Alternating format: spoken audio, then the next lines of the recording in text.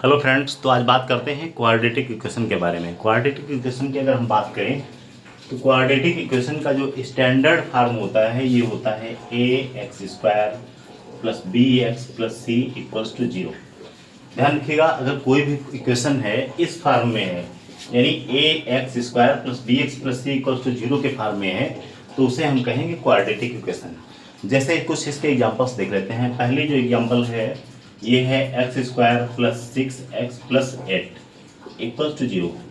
अब अगर हम इसके कंपेयर करेंगे यहाँ से तो a की वैल्यू हो जाएगी कितनी 1, b की वैल्यू हो जाएगी कितनी 6 हो जाएगी, और c मतलब कांस्टेंट टर्म की वैल्यू कितनी है 8, यानी c की वैल्यू कितनी हो जाएगी 8 हो जाएगी। a की वैल्यू 1 हो गई, b की वैल्यू कितनी है 6 और c की वैल्यू कितनी हो गई 8।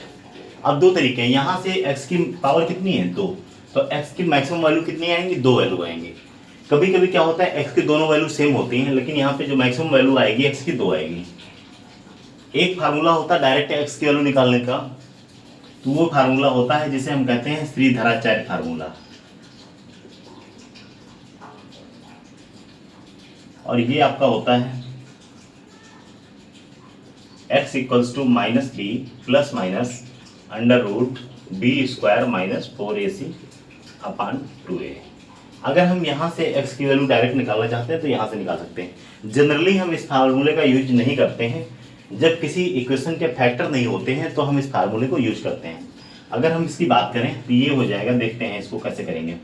x इक्वल्स टू बी, यानी b की वैल्यू कितनी है 6, माइनस 6 तो यानी हो जाएगा -6 plus minus under root B square मतलब 6 का स्क्वायर कितना हो जाएगा 36 माइनस 4, और a की वैल्यू कितनी है 1 और c की वैल्यू कितनी है 8। ये सारा अंडर रूट में होता है, अपान में होता है कितना 2a, 2 इंटू a की वैल्यू कितनी है 1।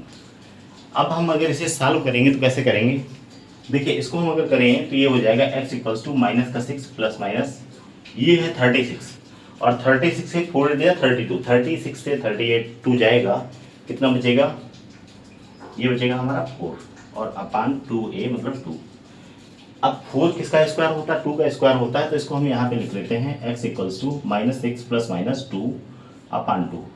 एक बार पॉजिटिव साइन ले लेंगे क्योंकि प्लस माइनस लगा हुआ, और एक बार नेगेटिव साइन ले लेंगे, तो ये हो जाएगा x इक्वल्स टू माइनस का 6 प्लस 2 अपान 2। कब होगा, जब हमने पॉजिटिव साइन लिया। यहाँ पे लिख देना टेकिंग पॉजिटिव साइन,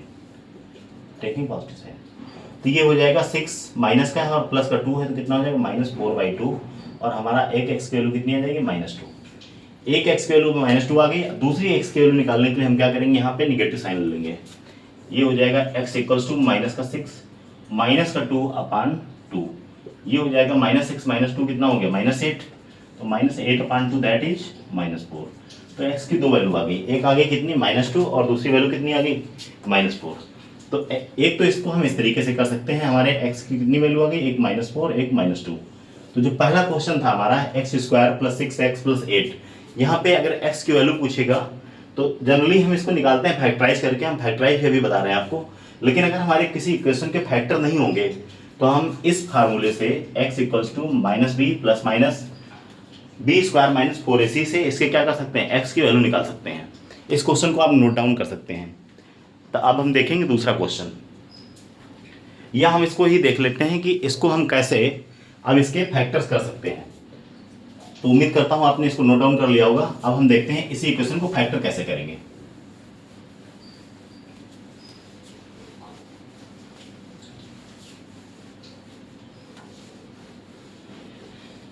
ध्यान रखिएगा, इसके स्टैंडर्ड फॉर्म को याद रखना है।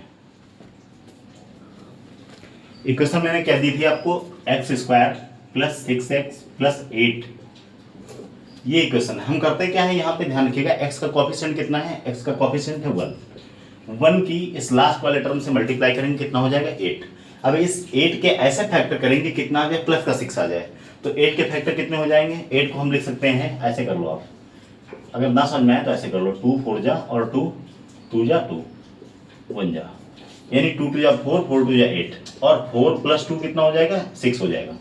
यहाँ पे x इसको हम ऐसे लिख सकते हैं x square plus 4x plus 2x plus 8, यानी 4 2 जा 8 हो गया और 4 और 2 कितना हो गया 6।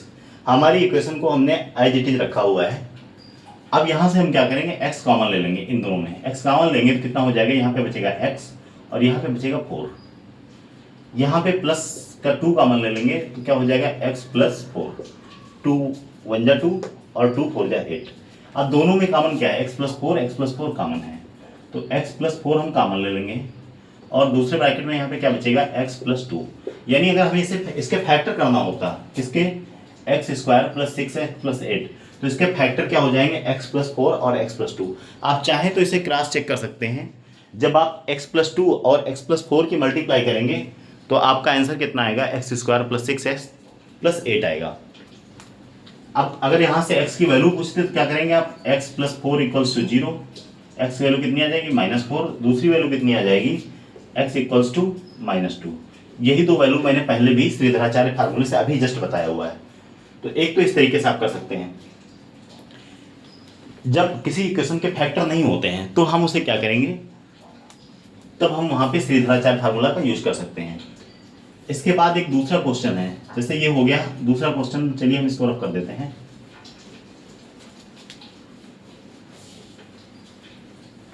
दूसरा क्वेश्चन है, ध्यान रखिएगा, X square plus 6x minus 12 equals to 0।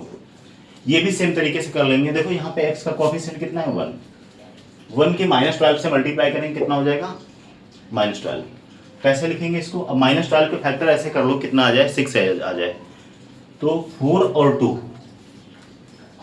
कितना होगा, 8 नहीं होगा, 4 और 3, 4 3 12, 4 3 7 होता है। तो फैक्टर हम क्या करेंगे 12 पे, जो 6 आ जाए। 12 को फैक्टराइज कर लेते हैं, देखते हैं। 2 6 जा, 2 3 जा और 3 1 जा, 3 2 जा 6, 6 2 जा 12 तो हो गया। लेकिन अगर हम देखेंगे 4 और 3 7 हो रहा है, यानी यहाँ पे इसके फैक्टर जनरली तो नहीं हो रहे हैं। या और चेक कर लें, 2 2 जा 4, 4 3 जा, यानी अगर 2 6 जा एक होता है 12, एक होता है 3 4 जा, और दूसरा जो होता है 12 और 1। 6 2 जा 12 तो हो रहा है, लेकिन 6 से 2 जाएगा तो 4 नहीं आएगा, ये हमारा काम नहीं बनेगा। 4 3 जा 12 तो हो रहा है, लेकिन हमारा 4 और 3 का सम ना 6 हो रहा है ना इनका डिफरेंस आ रहा है। 12 और 1 से भी काम नहीं चलेगा। तो इसको हम ऐसे कर सकते हैं, इसकी कंपेयर कर देंगे ax square plus bx plus c equals to 0 से। a की वैल्यू हो जाएगी 1, b की वैल्यू हो जाएगी 6 और c की वैल्यू हो जाएगी -12।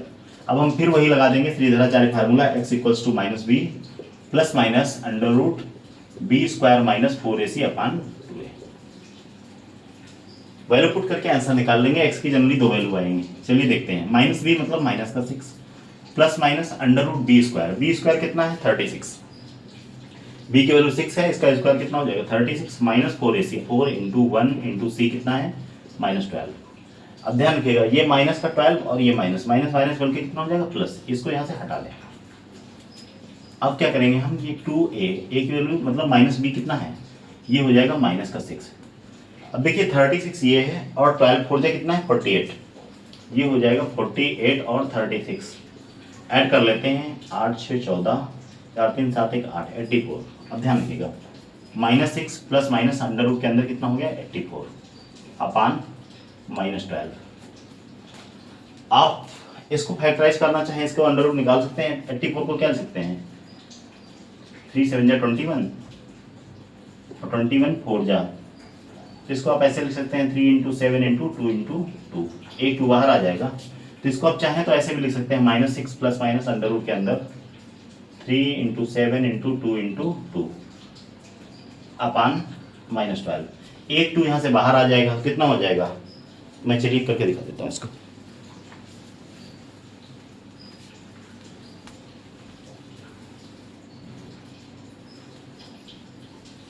देखिए इधर ऊपर लिख देता हूँ मैं,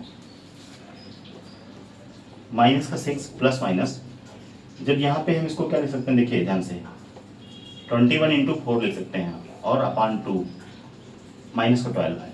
ये 4 से कितना माइनस का, जैसे 4 से क्या आ जाएगा 2 बाहर आ जाएगा। देखिए यहाँ पे माइनस का 6 plus minus 2 under root 21 upon minus का 12। फिर वही क्या करेंगे, एक बार पॉजिटिव साइन ले लेंगे, एक बार निगेटिव साइन ले लेंगे। तो जब हम पॉजिटिव साइन लेंगे तो टेकिंग पॉजिटिव साइन लिख देंगे, माइनस का 6 प्लस माइनस से सिर्फ क्या बचेगा, प्लस बचेगा, और अंडर रूट 221 अपान -12। अब 2 कॉमन लेके आप रिड्यूस कर सकते हैं। देखिए यहाँ से 2 कॉमन ले लेंगे, 2 कॉमन ले लेंगे, कितना बचेगा, माइनस का 3 प्लस अंडर रूट 21 अपान कितना, या आप माइनस का 2 कॉमन ले लो, कैसे भी करके कर सकते हो आप इसको। 2 6 जा 12 माइनस का 6, तो एक तो वैल्यू ये आ गई।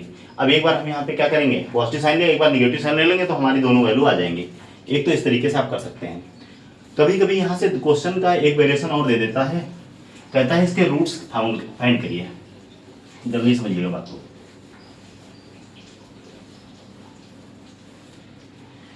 जैसे मैं कहूँ इक्वेशन क्या है, 2x² plus x minus 6 equals to 0। तो सबसे पहले तो हम ये देखेंगे क्या है कि क्वाड्रेटिक इक्वेशन है या नहीं है। कंपेयर करें इसके स्टैंडर्ड फॉर्म से, ax² plus bx plus 6c equals to 0। c की वैल्यू -6 है, b की वैल्यू 1 है और a की वैल्यू 2 है। यानी a इक्वल्स टू कितना है 2, b की वैल्यू कितनी है 1 और c की वैल्यू कितनी है -6। ये सारी वैल्यू हो गई। कभी कभी क्वेश्चन में पूछता है find the sum of roots. कोई भी क्वाड्रेटिक इक्वेशन है तो उसके जनरली 2 रूट होते हैं, एक होता है अल्फा, दूसरा होता है बीटा। अब फार्मूला होता है कि सम ऑफ रूट्स, क्या होता है, सम ऑफ रूट्स, ये होता है -b upon a। Sum of roots यानी सम कौन कौन से, alpha plus beta equals to -b upon a। तो alpha plus beta equals to -b मतलब क्या हो जाएगा, -1/2। कभी कभी प्रोडक्ट पूछ देता है, यानी product of roots, product of roots, तो ये हो जाएगा कितना हमारा, ये होता है c अपान a।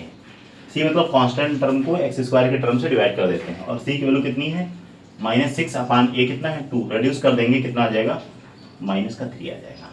तो हम सम ऑफ रूट्स निकाल सकते हैं और प्रोडक्ट ऑफ रूट्स भी निकाल सकते हैं। कभी कभी क्वेश्चन ऐसे न करके डायरेक्ट पूछ लेता है, फाइंड करिए 1 अपान अल्फा प्लस 1 अपान बीटा। कुछ नहीं है, इसको आप सॉल्व करेंगे तो ऊपर क्या हो जाएगा, बीटा प्लस अल्फा और अपान अल्फा इंटू बीटा, इसको भी हम निकाल सकते हैं।